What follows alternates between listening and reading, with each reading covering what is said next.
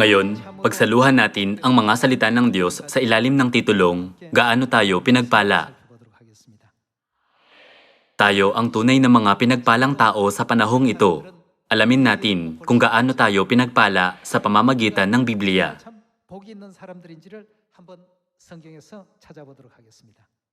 Tingnan natin ang Psalm chapter 1 verse 1.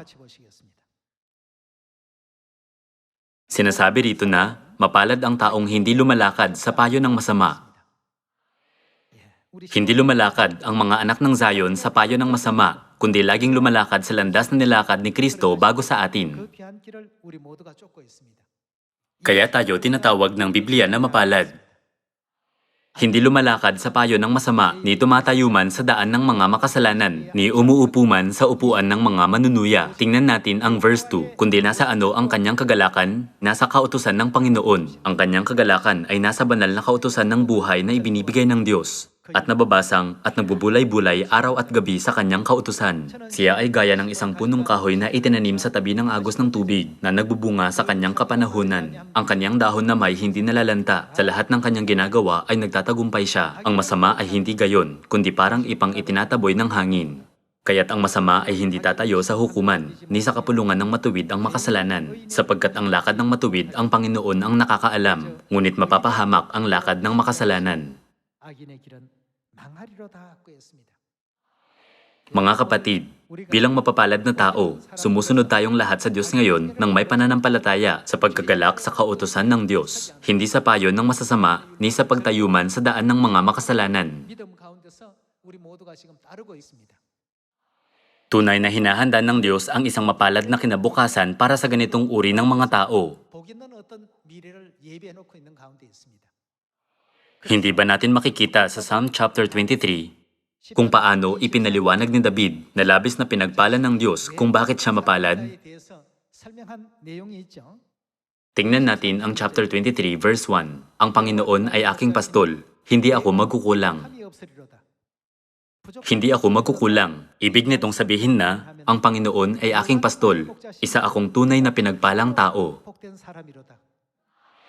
Magpatuloy tayo sa verse 2. Pinahihiga niya ako sa luntiang pastulan. Inaakay niya ako sa tabi ng mga tubig na pahingahan. Pinanunumbalik niya ang aking kaluluwa. Inaakay niya ako sa mga landas ng katuwiran alang-alang sa kanyang pangalan. Bagaman ako'y lumakad sa libis ng lilim ng kamatayan, wala akong katatakutang kasamaan, sapagkat ikaw ay kasama ko. Mga kapatid, may sino man bang mas pinagpala kaysa rito? Binigyan tayo ng Diyos ng pananampalataya at isang puso para hindi matakot sa anumang kasamaan, kahit sa libis ng lilim ng kamatayan. Tunay na pinagpala ang mga taong nasa ganitong kapaligiran. Mga kapatid, hindi nyo ba nais na malagay sa posisyong ito? May napakaraming bahay sa mundong ito. Pero alin ang bahay ng Diyos? Kumpirmahin natin na nagbibigay tayo ng luwalhati at mga papuri sa Diyos sa bahay niya. Tingnan natin ang Psalm chapter 132 verse 13. Sapagkat pinili ng Panginoon ang Zion, kanya itong ninasa para sa ano? Para sa kanyang tirahan. Sa ibang salita, ano ang ibig sabihin ng tirahan? Sinasabi na ninasa ito ng Diyos para sa kanyang bahay. Tingnan natin ang verse 14. Ito'y aking pahingahang dako magpakailanman, sapagkat ito'y aking ninasa. Dito ako tatahan.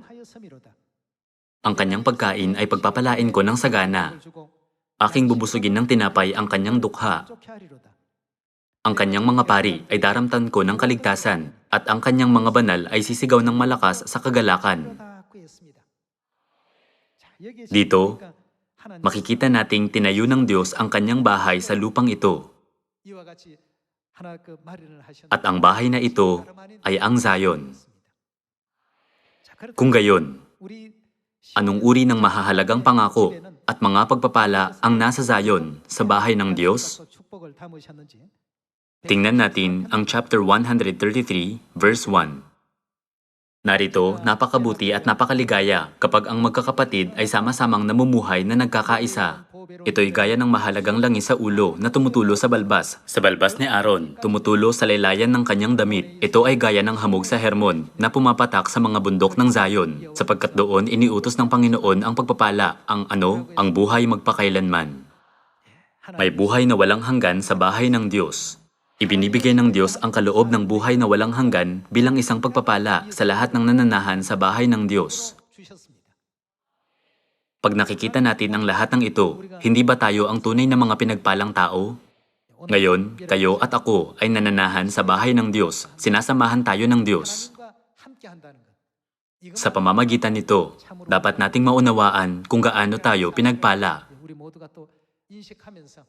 At dapat tayong manahan sa Zion, nagbibigay ng walang hanggang luwalhati at papuri sa Diyos, hanggang sa makapasok tayo sa kaharian ng langit. Maraming salamat.